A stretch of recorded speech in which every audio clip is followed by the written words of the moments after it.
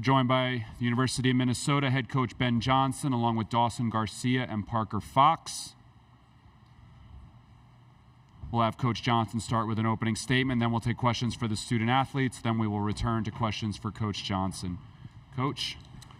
Yeah, I thought, to start the game, I really liked our mentality. I really liked our approach to be able to build the lead. I thought we had pretty good momentum, which was good to see. That was my challenge to them is how can we start today in just in an aggressive, positive way, and I thought we did that. We knew it was going to be a grind. Obviously, a team that's, proven veteran, been in this position before, kind of a must-win game for both teams. So we knew it was going to come down to details, and I just thought in the second half, probably about right around the midway point, we couldn't get consecutive stops, and we had a couple tough possessions offensively where we couldn't get the ball to fall. But liked our guys compete, liked their mindset, and it's a tough one for us. Questions for the student athletes. We'll start with Marcus in the middle, the second row. Question for Parker and Dawson. Just talk about the environment there, playing at home. It seems like a lot of your fans came out and supported you. And to begin the game, did you think that gave you some energy? Parker, then Dawson. Yeah, I thought the energy was even better than I kind of expected it to be for a Thursday at 11 a.m. Our fans were out. Just Big Ten fans in general were out, and it was a fun atmosphere. And then I haven't played on the Target Center court since I was in third grade, and to be able to go back out there and play there again was pretty special. Unfortunately, didn't go the way we wanted it to go, but proud of the way that we fought, and proud of the way that our fans brought energy to help us kind of lift us up. Dawson? Yeah, our fans, they definitely lifted us up, and especially when we went on runs, I could really feel the environment. Felt like we were at a home game. So, props to our fans. They always bring it much respect. On the right-hand side, second row. Dawson, Parker, what was it about Michigan State that kind of gave you guys fits in the second half where you couldn't get over that hump and find a rhythm offensively? Parker? Yeah, I mean, like Coach said, they're a veteran group. Malik, Tyson, AJ, they're veteran guards. We knew they weren't just going to go away. We had the lead going into half, but we knew it was going to be a whole other battle in the second half, and they just did some things offensively that we weren't able to execute with our defense. We had a really good plan. Our coaches put in a really good plan for what we wanted to do defensively, and some of that unfortunately broke down. And then they go out and we weren't able to stop some of their stuff. So tip of the cap to them, but we want to play better than that, and unfortunately we didn't today. Questions for the student athletes? On the front row, in the middle. Parker Fox, I got a question for you. Can you just wrap up kind of like what it's been for you to play at home in front of these fans, and like what this Minnesota experience has meant to you? Yeah, I think it was a different experience than I thought it was going to be. I thought, I'd transfer in and be ready to play right away, and unfortunately, injuries kind of took that away from me for a couple of years. But I wouldn't trade my journey for anything. I wouldn't trade my teammates, coaching staff, support staff, everybody that's a part of my journey here at the U for anything. The coaches never wavered. They always stuck by my side, and that's the thing I'm most grateful for, because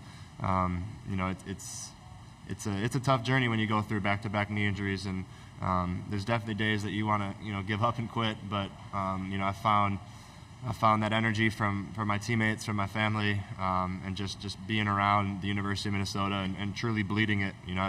I've bled it for a long time. I've bled maroon and gold since I can remember, and being a part of this team and being a part of this university was truly something really special, and I'll never forget it. We'll go in the front row. Maya, in the middle. Hi, Maya Flackby with Gopher. Dawson, Tom Izzo only had good things to say about you, and he said he talked to you after the game. Can you talk a little bit about that and how that makes you feel? Yeah, it's much respect. He's a legend in the coaching game, and he always gets his guys to play hard and play well. So it definitely means a lot. You know, it's unfortunate we couldn't come out on top and put ourselves in a position where we control destiny. But at the end of the day, you know, it's much respect to him and their team. One or two more for the student athletes. Go back to Marcus in the second row on the left-hand side. Excuse me. This is for Parker. Just talk about the growth of, you know, some of the younger guys. I know you've been here for a couple of years before this and tried to mentor some of them.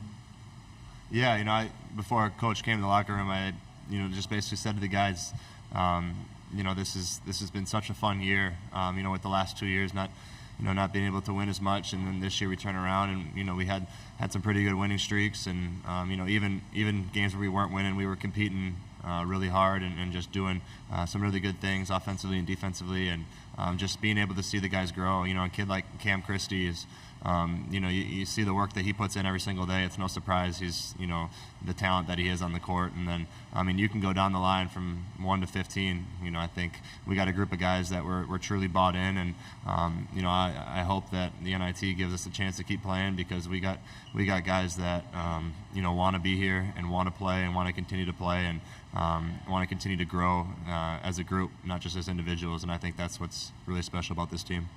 All right, we'll go on the right-hand side, second row. Last one for the student athletes. Dawson, this question is for you. Seeing where you guys ended last season and where you ended this season, I know the disappointment to lose, but do you feel like this program took steps in the right direction? Where do you think this team can go next season? Yeah, I mean, I definitely think, you know, we're continuing to go in the right direction, and that's what about. You know, we got our guys in the locker room, a whole coaching staff, a whole university behind us that's willing and committed to moving in the right direction. So, you know, I got nothing good to say about every single one of my teammates. You know, love them to death. Same with the coaches and support staff. You know, everybody's invested into a winning culture. All right, thank you guys. Head back to the locker room. We'll continue with questions for Coach Johnson. If you have a question for Coach, we'll start on the right-hand side, front row. Ben, we talked on Tuesday about defensive issues that you guys had towards the end of the year. First half, it looked like you guys played better. What did you feel like maybe didn't work in the second half against Michigan State? Yeah, I thought our defensive mindset was where it needed to be. It was better than the two previous games, and that showed obviously from the start, and our ability to build the lead a little bit in the second half. You know, obviously Michigan State's a good offensive team, so any little breakdown that we had, I think it was 49-44, and we had a couple offensive miscues and then a couple defensive miscues, but just that little stretch, it might have been 2 or 3 minutes. All of a sudden you look up and the score and the momentum is flipped, and that's all it takes against a really good team. So, you know, I think for us, finding ways to be more consistent throughout the 40 minutes, especially these last 3 games, we couldn't really do that. And that's going to be the point of emphasis from here moving forward. Now that we've, you know, got a core group, guys that are back, now they totally understand what I mean when I say that. And again, sometimes you got to go through it to fully feel it and believe it. And now it's proof. And so, you know, it's something to build on. We'll go to Marcus in the middle, second row. Ben, defensively, you know, you took a step forward, I think, at one point in the Big Ten season. Last time you played Michigan State, you held them to 55 points. You know, whether you play in the NIT or not, when you go back and look at the film of these last several games, what specifically defensively do you think that you guys was your strongest point, and what can you build moving forward? I thought we did a lot of good things defensively. You know, we were big on not allowing them to get easy catch and shoot threes. I know they made 5, but they only shot 8. They only got 8 off, which was good. You know, I thought part of the score, you know, they had 18 points off our turnovers. So I think that was part of it. You know, if you limit, even cut that in half, they're not getting 77. So I think part of that is your offense does control a little bit of your defense. When you're careless with the ball, you could play great defense, but when you're leading to straight points off your turnovers, that just eats away at your defense and eats away at your mentality. But I thought for the majority of our game, I thought we were aggressive on the ball. I thought our rotations were pretty good.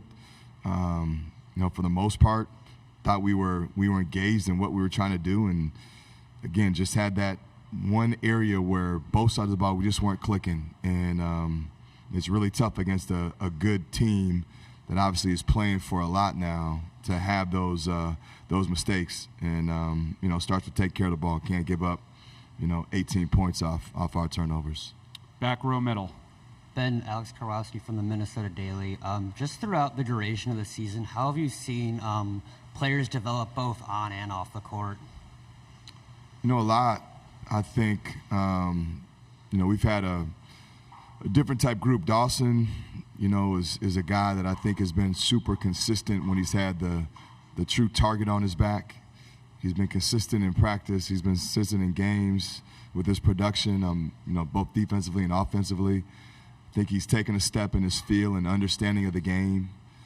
I think you look at the guys that are the sophomores, Pharrell, Josh, Braden, those guys went through it last year and now are able to, confidently take another step, and I thought they did that. And now their next step is to be consistent players.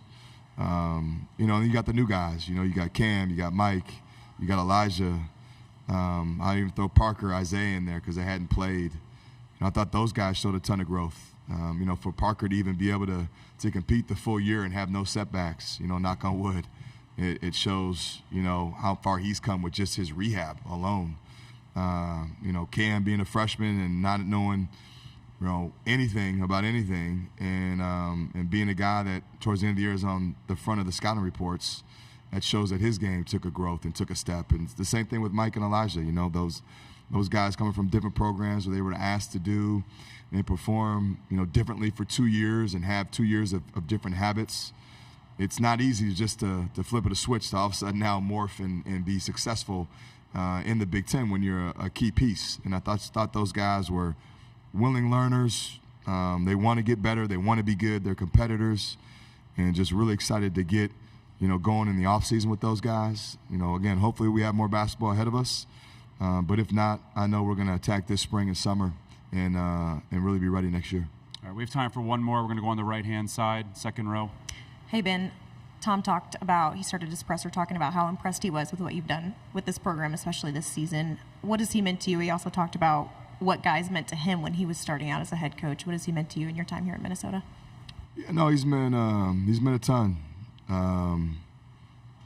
We obviously, he's been documented, go way back to when he recruited me in high school. I came up under Brian Gregory as a GA, who's one of his best friends.